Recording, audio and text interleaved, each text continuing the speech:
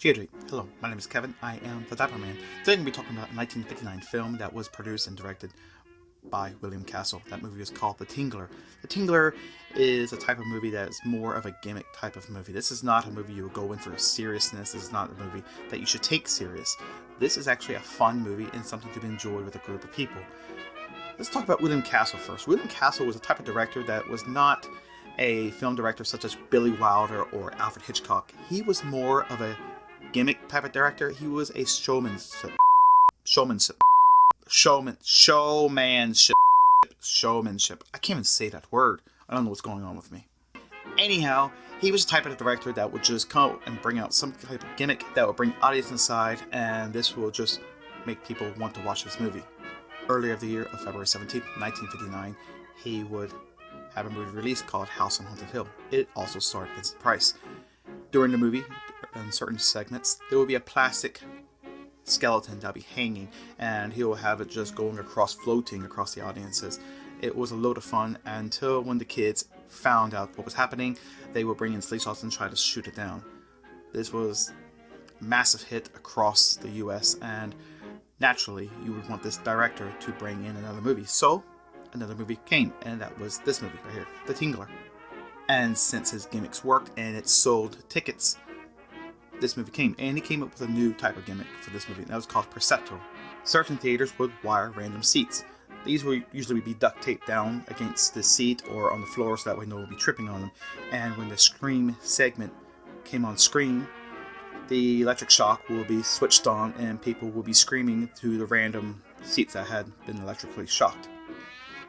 However, this was also during the time when drive-in theaters was a big thing, so a different segment had to be filmed for the drive-in theaters. Instead of having Vincent Price's narration, it was voiced by William Castle. Vincent Price plays as Dr. Warren Chapman, who is obsessed with the studying of fear, living inside of everyone. This fear grows into a creature known as the Tingler, which settles on someone's spine. However, for the rest of the explanation of the Tingler, I'll just let Vincent Price have this. Go ahead. We know that fear alone energizes, it gives it strength. Except that the Tingler exists in every human being, and that it's extremely powerful. First, that fear causes the Tingler to spread along the spinal column, and probably with those arm-like things between the vertebrae, forces it to become arched and rigid. The screaming seems to stop the Tingler from bending the spinal column. Screaming may even dissolve it, or if it's a living organism, kill it. Thank you for that. And I have a question. What happens when you can't scream? Well, that's when this deaf mute of Ollie Higgins comes into this movie. Now, for some reason, as a deaf mute, she's able to read lips. How? Why? Who knows? Because I have never known a single mute or deaf person that can actually read lips. But for some reason, this movie does it, so I guess it takes away the understanding of speaking sign language. It works. So when her fear is being played against her, we see for the first part of the novelty effect. Everything is black and white, but the blood. In order for this to happen, the set was painted in black, gray, white, just the black and white colors, and the blood is in natural red. Then with an added projection screen, boom, movie magic.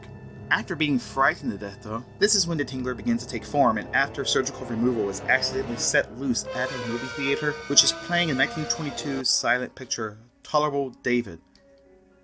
Who would have thought so many people such as myself would enjoy silent movies? Okay, apparently these two.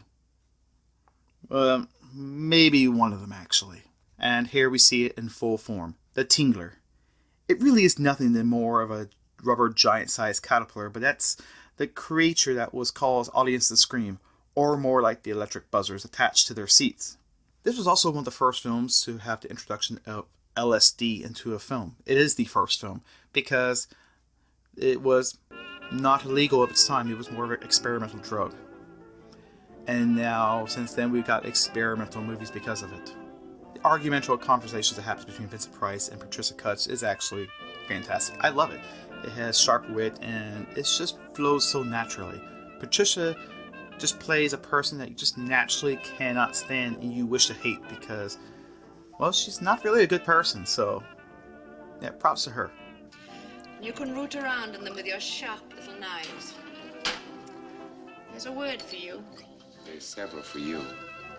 The other actors and actresses, they are just fine, and they're something enjoyable. I don't really care for one of the actors. I think he just plays everything a little too on the point, and it actually looks like he's reading a script in front of you. This movie is fun, it's silly, it's corny, it's campy, and it's meant to be that way. So if you're expecting, like I said earlier, this film to be a very serious film, you're going to watch the wrong film. This is not a film to horrify you. It is not a movie to scare you.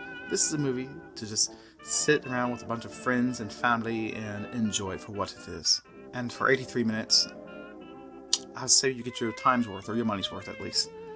Now, I have not been able to find this movie on Blu-ray. I actually found this movie on DVD.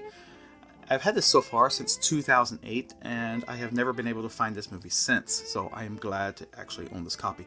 It actually has great special features, and it has a theatrical trailer amongst with a documentary that is actually worth watching. It's also a rare time when movies DVDs actually had these little booklets, and I was shocked to see this inside of movies because I completely forgot about these things, and it's fun to read. So anyhow, when I watch this movie,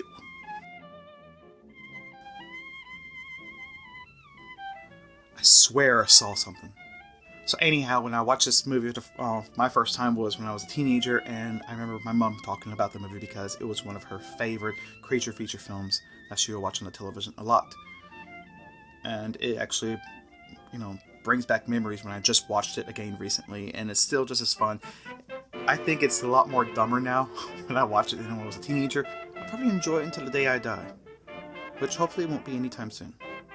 Now, this movie was made at a time when movies did not have a certain rating, so if you want to know what's inside a movie for your own whatever, here it is right now. Like I said, the movie is very tame, it's very mild, and it's actually a lot of fun. It's cheap, it's cheesy, and I don't know what to expect from a movie like that. With that, that's all I have. So I hope that you have a lovely day, and that I will see you around to the next review. So until then, take care. And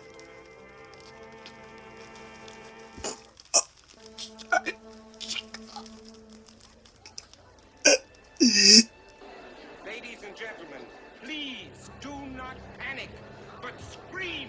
Scream for your lives! The Tingler is loose in this theater, and if you don't scream, it may